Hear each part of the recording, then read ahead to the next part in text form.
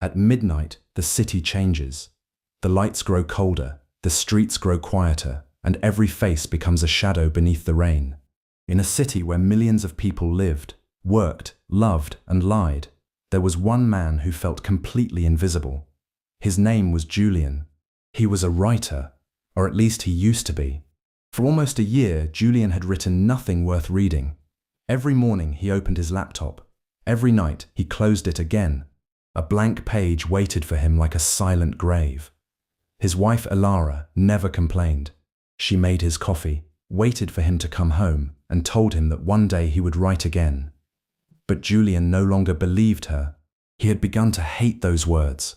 One day, one page, one empty dream after another. One night, after too much bourbon and too little sleep, Julian left his apartment. He walked through the rain without an umbrella.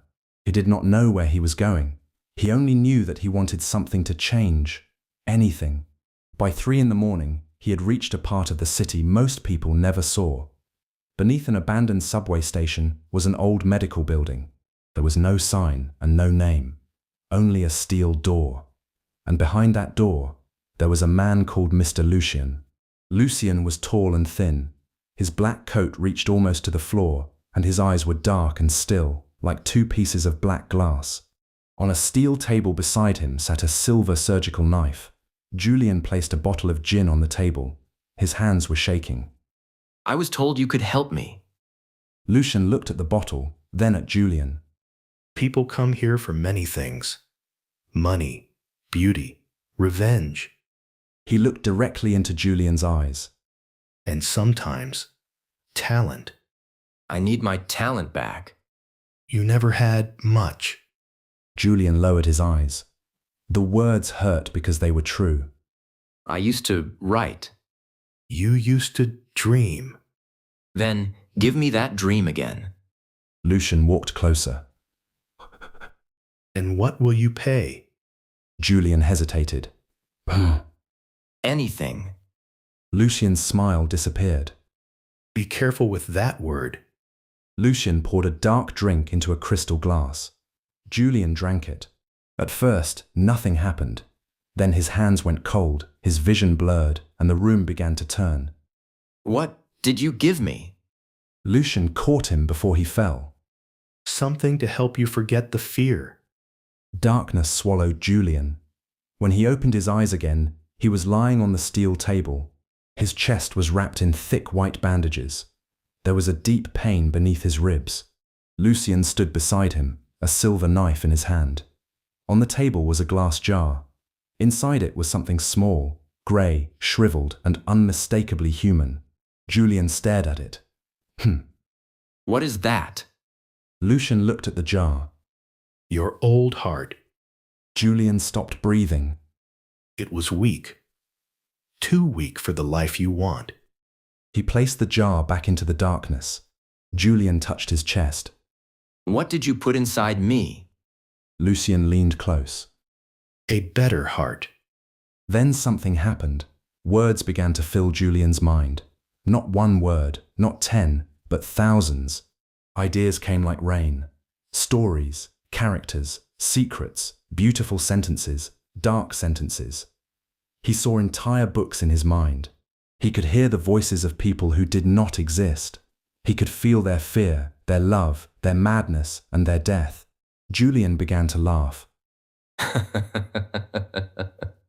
Then he began to cry. For the first time in years, he knew exactly what he wanted to write. 6 months later, Julian was famous. His first novel became a bestseller, his second became an international success, and his third won a major literary prize. His name appeared on magazine covers. His books filled airports, bookstores, and hotel rooms around the world. People called him a genius, a visionary, and a master of dark fiction. Julian believed every word. Money came, fame came, beautiful people came, and something else came with them, pride. At first, Julian only became distant. Then he became cruel. He complained about his apartment, his clothes, his food, his friends, and finally, his wife. Elara had not changed. Her eyes were still warm, her voice was still soft, and her smile was still kind. But Julian had changed, and now kindness looked boring to him. One evening, Alara placed dinner on the table. You have been working all day. I made your favorite. Julian looked at the food, then at her. You should do something about your face. Silence.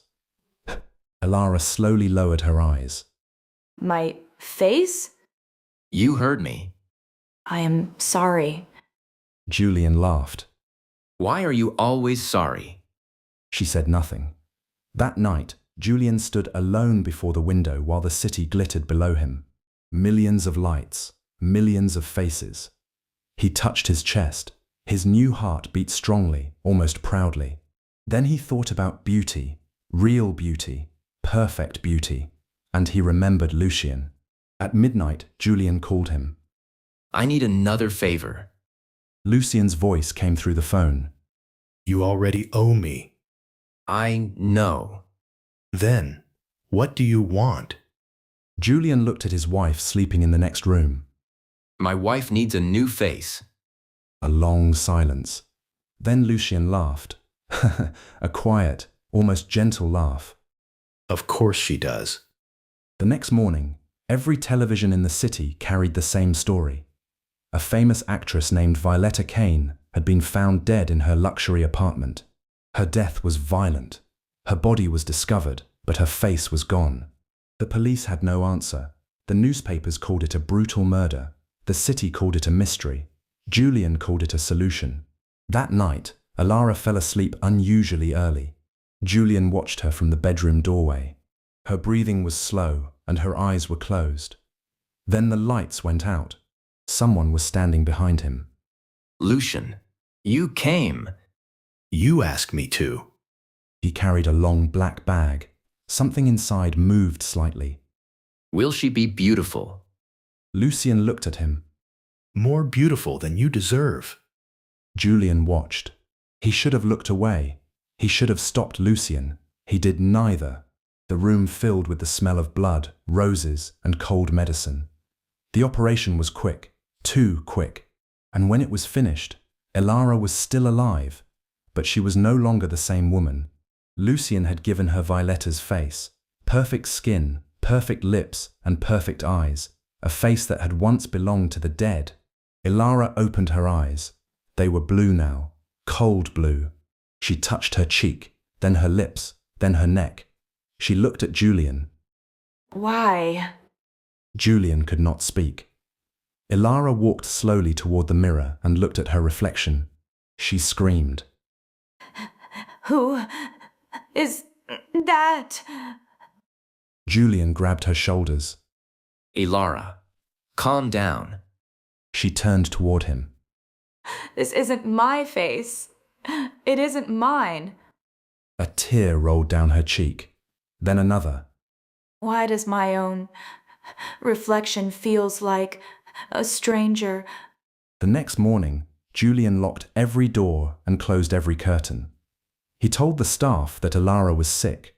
He told the police he knew nothing about Violetta. He told himself the same lie again and again. Everything is fine. But it was not.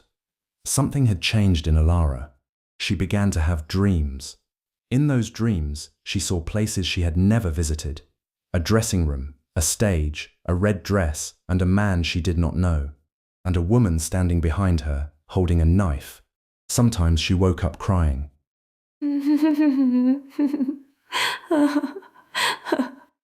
Sometimes she woke up laughing. And sometimes she spoke in a voice that was not hers.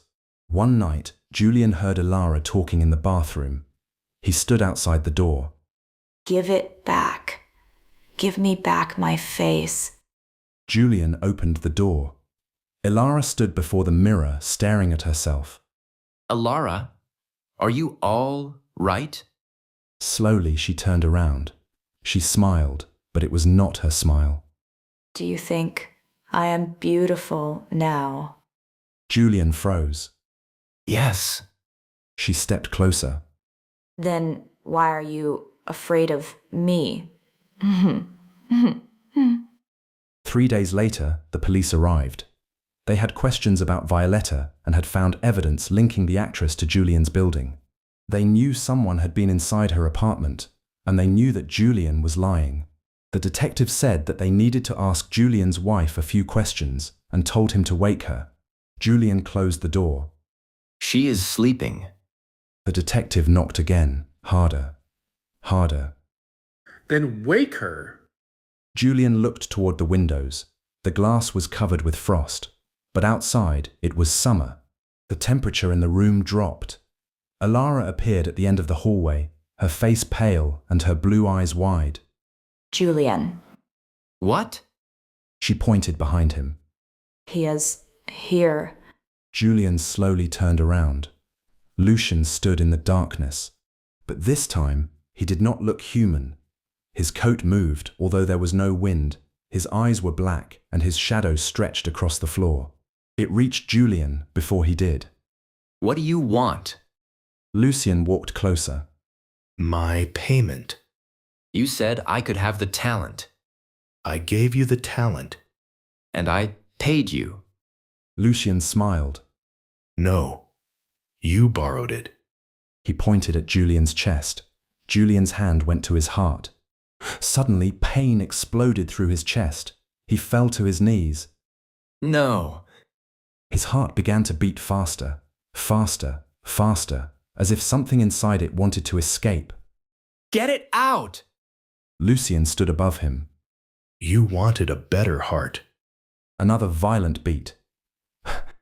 You wanted another man's genius. Another beat. You wanted your wife's beauty. Julian looked at Alara. She stood silently. Her face was beautiful and her eyes were cold. You wanted everything. And now, you will give everything back. Julian collapsed. He looked at Alara. For the first time in years, there was no pride in his eyes. Only fear, only regret. Ilara. She looked at him. For a moment, her old expression returned, the gentle woman he had once known. Then it disappeared. She looked toward Lucian. Take him back. Julian began to cry.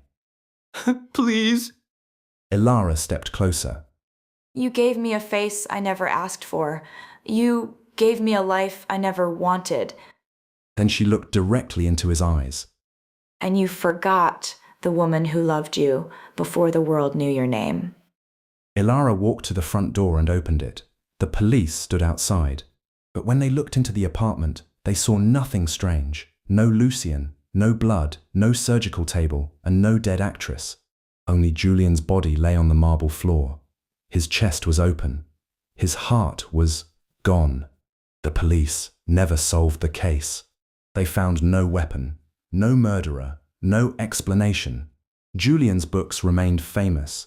His name became even more famous after his death. People called him a tortured genius, a tragic man, a mystery. But nobody knew the truth. Nobody knew about Lucian. Nobody knew about the heart. And nobody knew what happened to Alara. Some say she left the city. Some say she disappeared. Others say that she still lives there, in a quiet apartment high above the streets, alone. Every night at midnight, she stands before the mirror. She looks at the beautiful face that does not belong to her. Sometimes she smiles, sometimes she cries, and sometimes she removes it. Just a little, just enough to see the darkness underneath. They say that if you pass her building after midnight, you may see a woman standing by the window. She will be beautiful, too beautiful, and if she notices you, she will smile. Then she will touch her face, as if checking that it is still there, because beauty can be borrowed, talent can be stolen. But every debt must eventually be paid, and somewhere beneath the city, a silver knife is waiting. Everyone wears a face. A long silence. Not everyone owns the one beneath it. And the city goes on sleeping. Millions of lights, millions of faces, and somewhere among them, One face is still looking for its next owner.